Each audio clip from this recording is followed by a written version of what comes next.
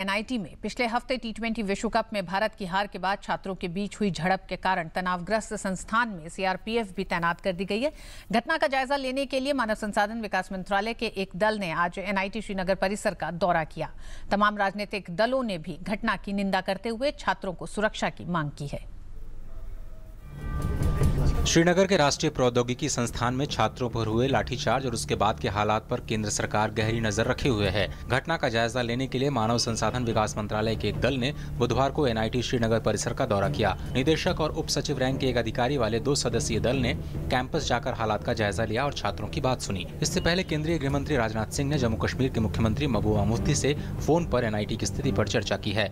उन्होंने पूरी स्थिति का जायजा लेने के बाद और वहाँ आवश्यक जो भी निर्देश देने चाहिए सारे स्टूडेंट्स को सिक्योरिटी प्रोवाइड करने के लिए, ये सब निर्देश देने के बाद उन्होंने फिर से मुझे टेलीफोन करके अवगत कराया कि नहीं, हम सभी बच्चों को पूरी तरह से सुरक्षित रखेंगे, चिंता की कोई बात नहीं है। मुख्यमंत्री जम्मू कश्मीर ने हमें आश्वस्त किया है कि वहाँ पर कोई भी नाइंसाफी नहीं होगी और मैं उनके इस आश्वासन को स्वीकार कर रही हूँ।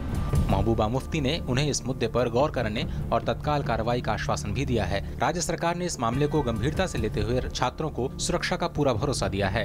हमने ये कहा है कि जिन पुलिस ऑफिशियल्स ने या जिसने भी अपनी जिम्मेदारी से ज्यादा करने की कोशिश की और हाई हैंडेडनेस की है, उसके लिए मैंने अभी डीजी को डायरेक्ट किया है, आईजी को भी कहा है कि उसकी इंक्वायरी हो और जो भी एप्रोप्रिएट एक्शन है इस मामले में होना चाहिए। This is a student issue and let it be there because we have in every institution of the country, every central institution of the country, we have now a mixed population from all states. So there is no question of a local and non-local. This country belongs to everybody. This state belongs to everybody.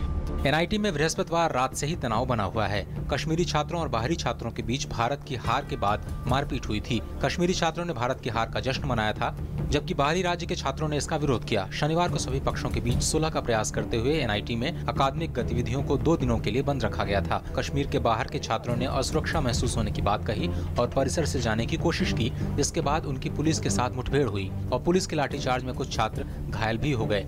वहाँ पे जब हम peacefully protest कर रहे थे तो वहाँ के एडमिनिस्ट्रेशन ने वहाँ पे जेके पुलिस को अंदर अलाउड किया, उन्होंने वहाँ पे लाठीचार्ज की। उसके बाद से मतलब वहाँ पे ऐसी कंडीशन है और जो भी अभी तक एक्शन हो रहे हैं वो सब नॉन लोकल्स के खिलाफ हो रहे हैं। हालांकि पुलिस का कहना है कि छात्रों ने जब उन पर पथराव शुरू किया तभी उन्हें लाठीचार्ज करना पड़ा। बाहरी राज्यों के छात्रों ने परीक्षाएं स्थगित करने और सुरक्षा मुहैया कराए जाने की मांग की है, जिसे मान लिया गया है।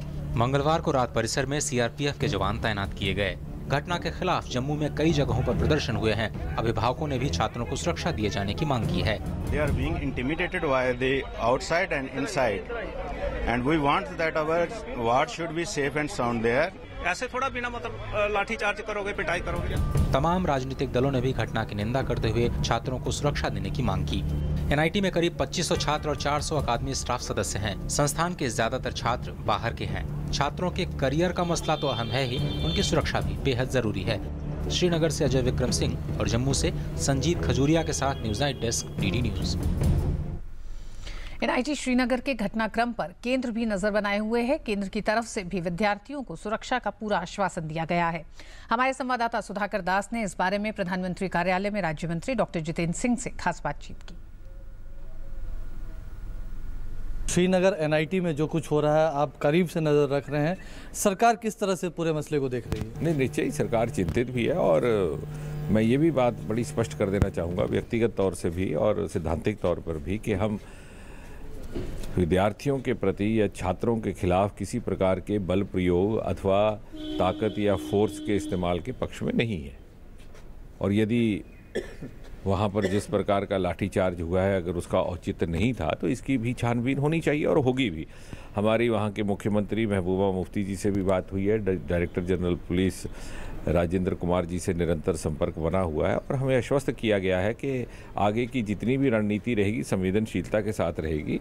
और साथ ही साथ वहाँ पे छात्रों की एक ये भी चिंता थी कि ये सारा जो घटनाक्रम हुआ है इसके कारण उनकी परीक्षा और उनके एकेडमिक करियर में कोई फ़र्क ना आता हो। ये बात की हमें कल ही जानकारी प्राप्त हो गई थी। तुरंत हमने यहाँ पर एचआरडी मिनिस्ट्री के संज्ञान में लाई बात और उन्होंने आज सुबह 2 प्रमुख अधिकारियों के नेतृत्व में एक टीम भी अपनी भेजी है। वो वहाँ जा कर के अध्ययन भी करेगी इस सारे विषय का, विद्यार्थियों की चिंताओं को समझेगी भी और ये सुनिश्चित करेगी कि विद्यार्थी को ना ही किसी तरह से शारीरिक नुकसान पहुंचे और ना ही उसके एकेडमिक करियर पर किसी प्रकार का प्रतिकूल प्रभाव पड़े। सीआरपी वहाँ पर तैनात कर दी गई है कल से। वैसे तो विद्यार्थियों के ही हित में था कि उन्हें ये सलाह दी गई थी कि वो बाहर ना आए और साथ ही थोड़ा संयम भी बरतें ताकि जो दूसरे तत्व हैं, शरारती तत्व, वो इस प्रकार के परिस्थिति का नाजायज़ फ़ायदा लेते हुए अपनी राजनीतिक रोटियां सेकने का प्रयास ना करें। इसलिए उनसे भी हमारी अपील है कि वो संयम बरतें, शांति से रहें। पहले जेएनयू, फिर जादवपुर यूनिवर्सिटी, एनआईटी में भी हमने देखा कि राष्ट्र विरोधी गतिविधियां, वो आपके लिए कितना चिंताजनक है? मैं समझता हूँ कि ये व्यापक विषय है और इसमें सारे राष्ट्र को, समाज को मंथन करना होगा कि इस प्रकार के विवाद क्यों उत्पन्न हो रहे हैं और छात्र वर्ग में, क्योंकि देशभक्ति को लेकर के, राष्ट्रवाद को लेकर के कोई विवाद अगर उठता है या कोई कंट्रोवर्सी उठती है तो निश्चय ही बुद्धिजीवी समाज को भी इस पर चिंतन करना होगा। कैमरा पर्सन पूरनचंद जोशी के साथ सुधाकर दास, डीडी न्यूज़, दिल्ली।